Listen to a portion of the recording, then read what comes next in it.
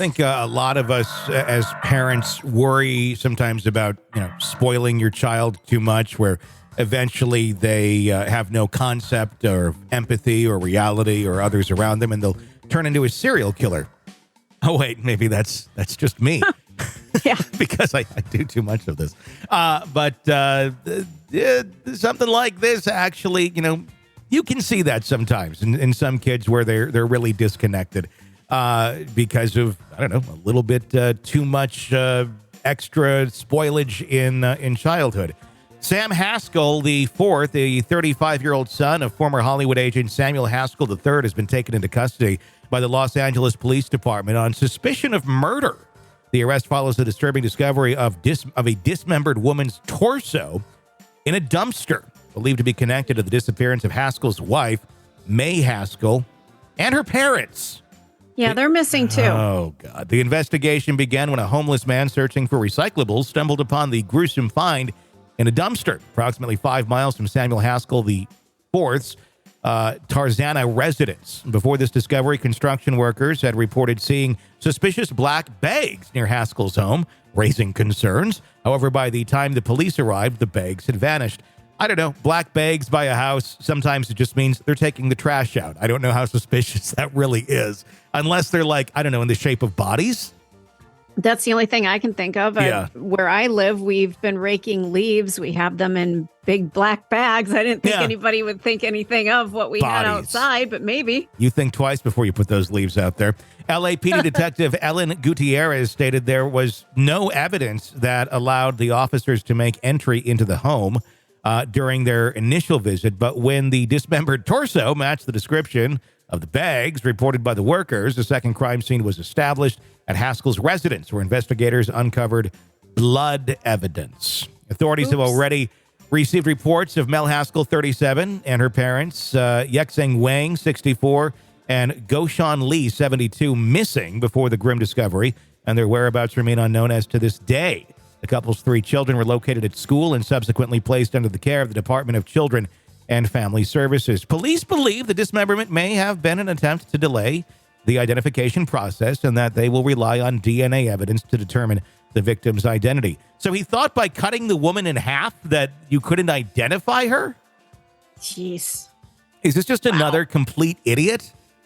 That's what it sounds like. Samuel Haskell IV's connection to the entertainment industry is through his father, Samuel Haskell III. Notable. The elder Haskell served as the executive vice president of the William Morris Agency, representing numerous prominent figures in Hollywood, including George Clooney, Dolly Parton, and Whoopi Goldberg. Haskell III retired in 2005 and currently presides over Magnolia Hill Productions. I got nothing to say, so I won't say. But, yeah. I mean, I'm wondering, I don't know. Just, been a lot of allegations over the years of William Morris and things of that nature, and some shadiness, to say it lightly. But who knows? I'm not saying he's involved in anything, but who knows? Haskell III's career also included a stint as the CAO of the Miss America organization, but he resigned amid controversy over emails containing harsh criticism and vulgar comments about past winners. Oh, well, wait. Well, that sentence kind of now connects to the previous sentence now, doesn't it? It really does. So maybe not the best example of a father, maybe. I don't know. The arrest is not Samuel Haskell IV's first brush with the law. Records obtained by the LA Times reveal that in December of 2008, he faced charges of assault with a deadly weapon, ultimately pleading no contest to battery and receiving 3 years probation in 2010. Something we all get in our youth. Charges of assault with a deadly weapon. No. A neighbor who had a friendship with Mei Haskell expressed concerns about Samuel Haskell IV, stating, "Something seems so weird. I kept saying to my family, something is wrong with her husband."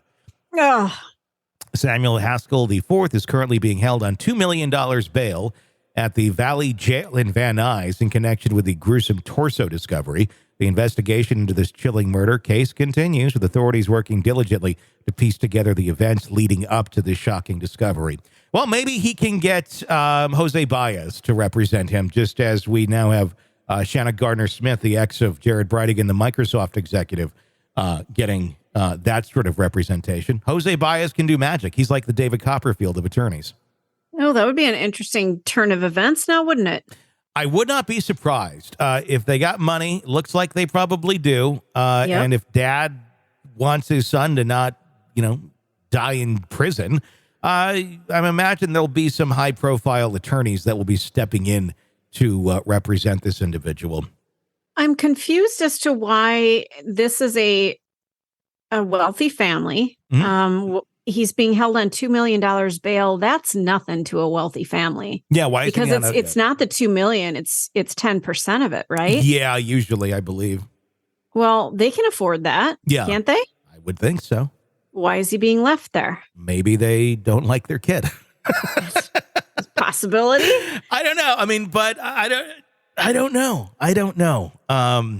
It just seems like a very bizarre way to end someone's life if in fact he did something like this, where you wouldn't be looked at as the main person of suspicion. Mm-hmm. We're talking 3 people who are missing. One is proven to be dead now.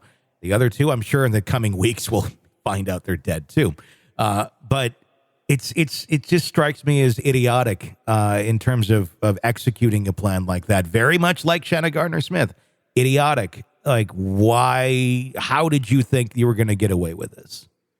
Well, I just don't understand. If you want to be done with your marriage, get out of it. Mm-hmm. I understand these wealthy families, they're afraid of losing everything. I get that, but this is a worse alternative, going to jail for the rest of your life and killing another human being. Just fucking be done. Yeah. And when you have that kind of money, you can get attorneys that can protect your interests. Yeah, I mean, there's ways of doing all of those sort of things, but that's the problem. There's just stupid people out there.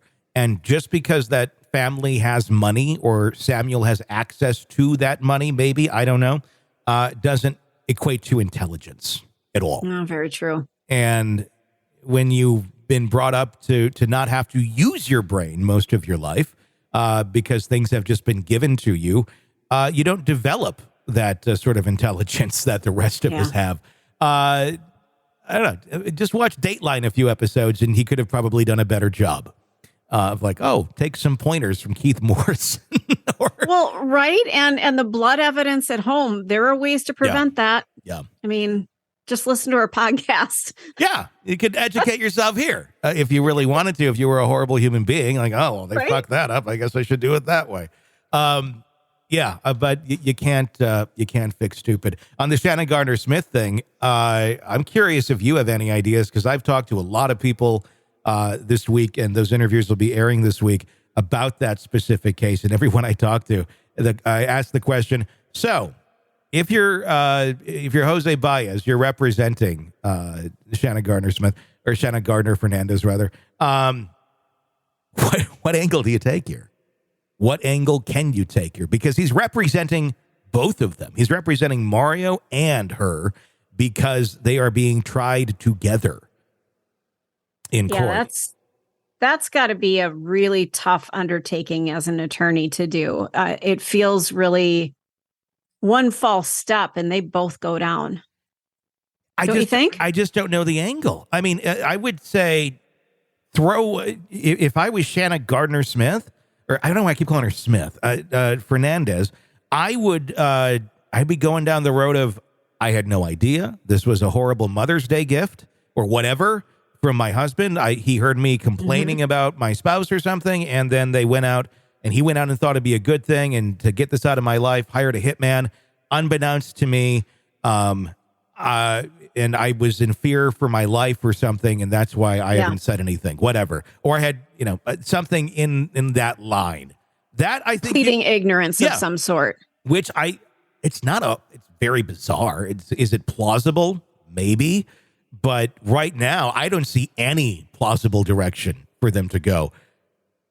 Jose Baez has his work cut out for him, and he's performed magic before with others like Casey Anthony and such.